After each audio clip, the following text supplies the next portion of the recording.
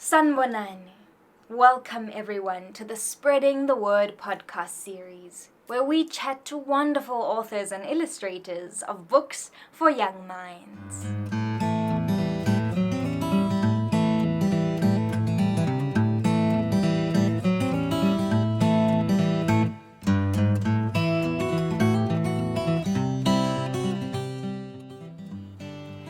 My name is Nomakhwezi, and the thing I love most about books is that you get to travel to the most amazing places without even having to move your feet. All you have to do is turn the page of a book. Cabanga nje. Here, we get to meet all the amazing people behind those magical pages in our favorite books. Today we will be talking to Dr. Gcina Mhlophe, who has spent over 30 years of her life as a storyteller and writer for all ages. Mam Gcina has published 18 books for young readers, including Horns Only, Our Story Magic, Stories of Africa and An African Mother Christmas, both of which have their own accompanying CDs. Her works have been translated into many languages over the years, including Japanese, Portuguese, Kiswahili, German, and now even Braille. Her Nozincwadi Literacy Campaign has been running for over 20 years and brings fun, stories, music, and donates books to many schools all over South Africa. Her books and CDs can be found at all of these places. Have fun meeting Mam Gcina Mhlophe.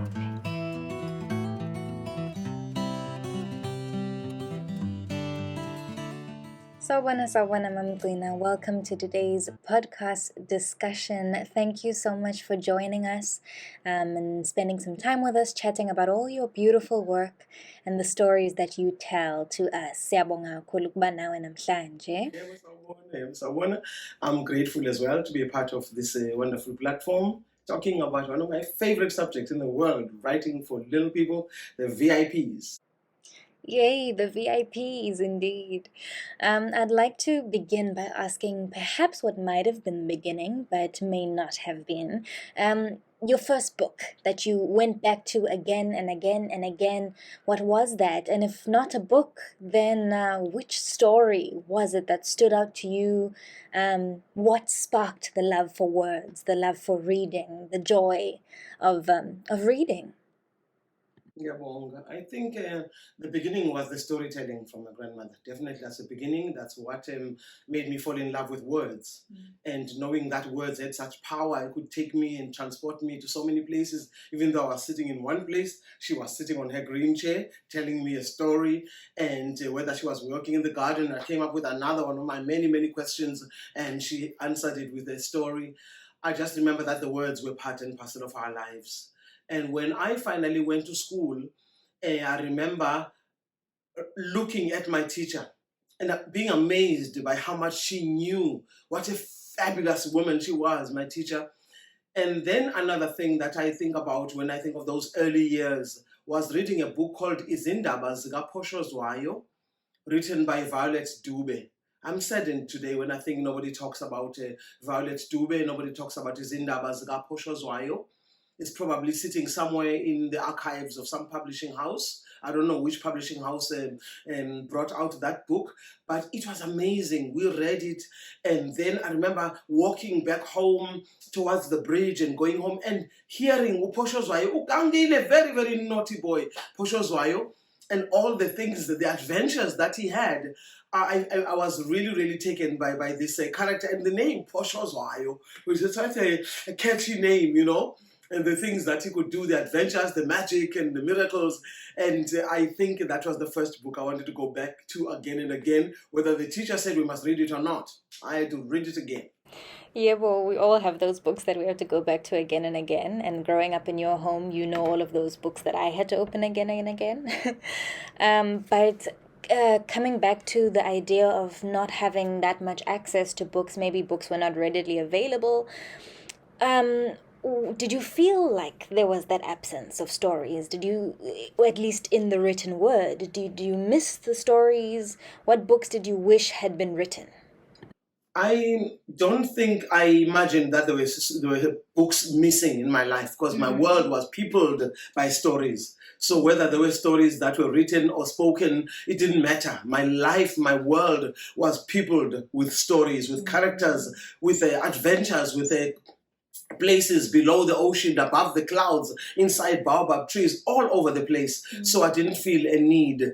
And somehow children of my age group, when they went to school in the early 1960s, we went to school, we thought books are things you find in school.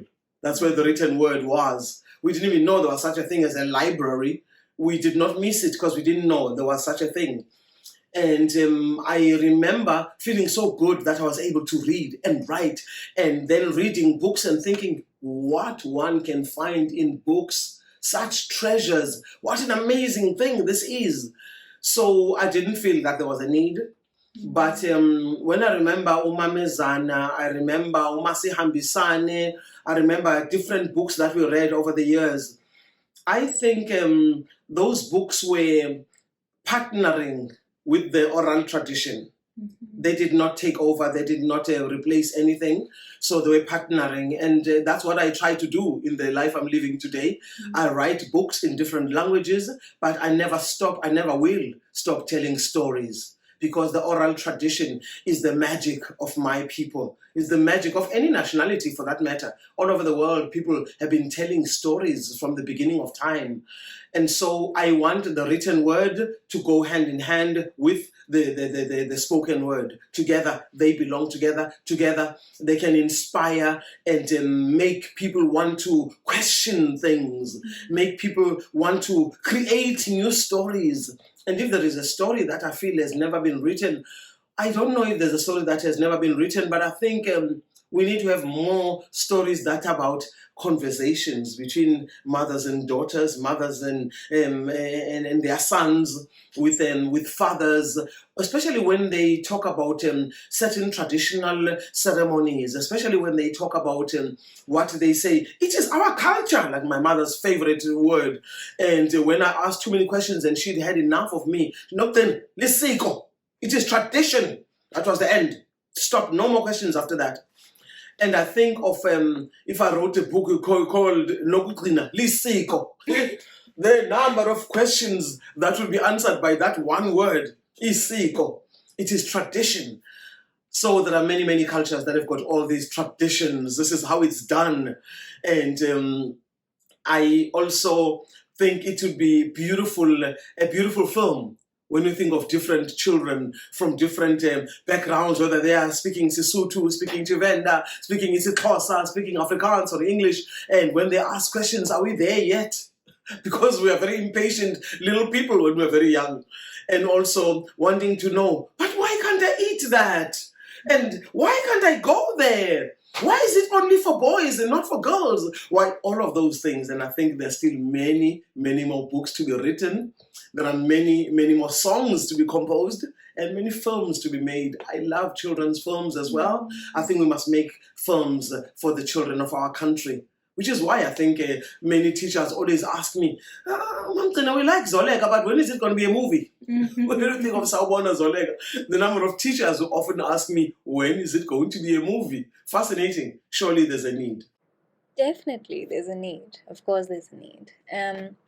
I want to now come into the work that you do for literacy with your Nozincwadi Literacy Campaign, which is 20 years old this year, and traveling all around the country to bring books to schools, to communities, to teachers, to all kinds of spaces, bringing the gift of written down knowledge. Because oral tradition is beautiful, but if there's somebody missing who's able to pass that on, then we miss out on it. And so sometimes the value of written down stories is so magical in that way.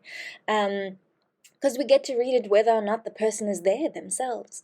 And I know you're republishing in Nozincwadi and working on that process. So I would like to know how that's been, how that's going, and why the story in particular.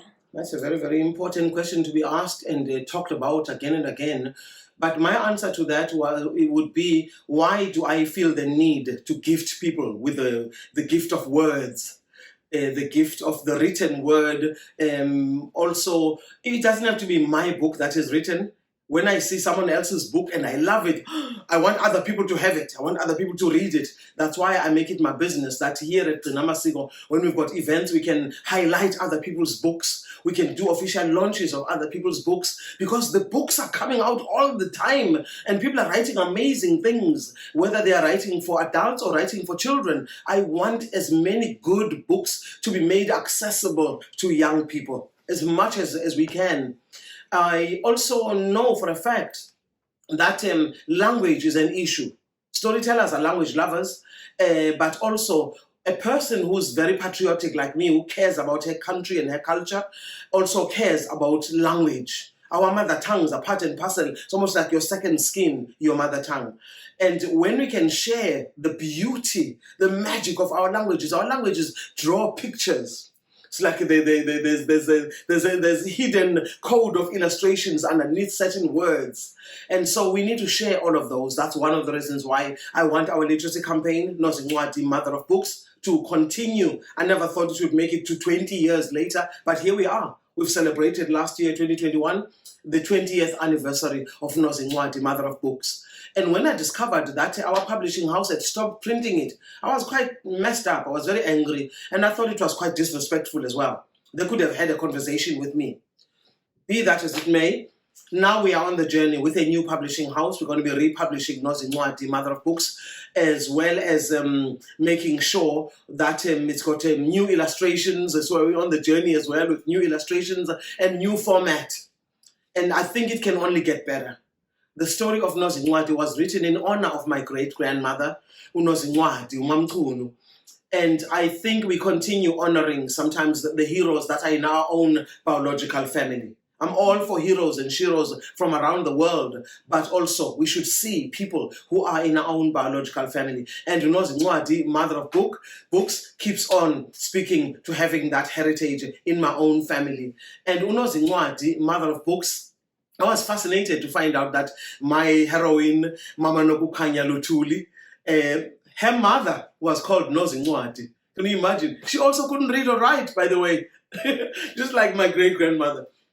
But that was like a premonition that we will go ahead. We who are born from these Nozincwadis, we will learn to write and we will learn to read. We'll be able to take books to many, many places like wings that fly to inspire people even when they least expect it. I think the Nozincwadi, Mother of Books, should come out in different languages, yes, but also I'm so happy that it came out in Braille. Wow, that was so emotional for me. I'm grateful to the South African Library for the Blind for facilitating that. Also, I want to record the story of Nozincwadi on video. We've got it on CD, but I want to do an audio-visual recording with a sign language teacher. When we have the sign language now and we're able to make it accessible to children who are deaf, and also maybe speak to deaf TV. Maybe they'll be interested to flight this on television. I'd be very, very grateful. So for me, let's be accessible. Let's reach out to people of all kinds of fabulous abilities with our books, with our talents, and make sure that we are making this country such a vibrant country of people who love to read, people who are hungry for knowledge, people who like to pass on that knowledge once they gain it. Yes, knowledge and fun is for absolutely everybody. No one should be excluded from knowledge and fun. Yeah, knowledge and fun, absolutely. The reason why we recorded the CD of Nozincwadi was to inject that element of fun. Yeah. Because education and then there's no fun, like get me off the train, I'm not interested, don't invite me, let's have some fun. If we don't have a good time, why is Gcina involved? Yes, definitely, Ma. And in closing, I think I'd like to bring two questions into one. Firstly, what is it like writing for young minds? What is it like tapping into the young person inside of you who's still very much alive inside of you? And secondly, what would you say to someone perhaps listening to this podcast right now and going, I would like to explore, I would like to play and put words on paper or tell stories in my own unique way like this lady here? What would you say? When I'm writing for young minds, I'm writing in such a way that I go back in time. I'm feeling privileged and so blessed to still have the inner child living inside me. That inner child is singing and dancing and telling stories. So when I'm writing for young minds, I bring back that magic, and I'm hoping to reach them wherever they are. I almost try to see them in my mind's eye, and I'm hoping that when they receive a book that I've written and they look at it, they know they are loved. They know that they matter. And those young people who still want to write, who think, she can do that just by putting a few words on paper, I can do it as well. I say, yes, sir, yes, ma'am, you certainly can. And so I say the children of Africa must go ahead and tell their own stories. We want to hear them because every living being has got a story to tell. And my joy in writing for young minds is to stimulate that, is to wake up stories in each and every one of you, is for you to know how much you matter. You are the VIPs of my country. You are the treasures of our nation. And when your stories are ignited, nothing could make me happier. Siyabonga kakhulu. Thank you so much for sharing your love for words and young people with us today. Ngiyabonga, nami ngiyabonga. Let the children of Africa feel loved.